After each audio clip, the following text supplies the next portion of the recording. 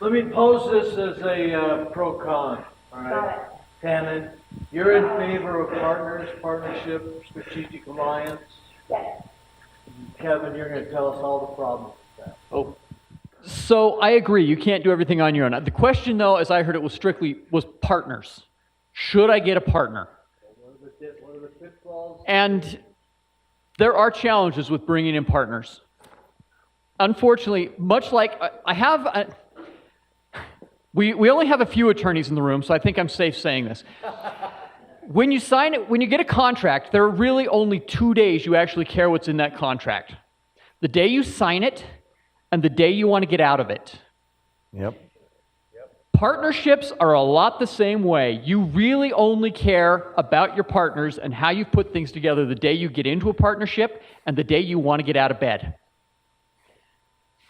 And the biggest problem with partnerships, and I'm going to hedge a little bit here and say it can be avoided, but the biggest problem with partnerships most people have is there is no formal agreement.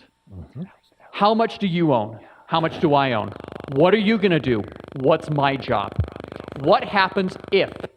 Do we have something in place where if one of us needs to leave, whether for good reasons or bad, we have a way to get out of this without it being a complete destruction of the business?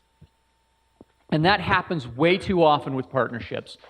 Nobody looks ahead for the day that it's going to end because you're on the honeymoon. You just got married, and nobody wants a prenup, right?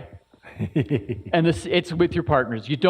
But you have to do it. Otherwise, when something happens in the life of one of the partners, and God forbid, whatever it may be, it's usually some horrible life event, and they have to leave.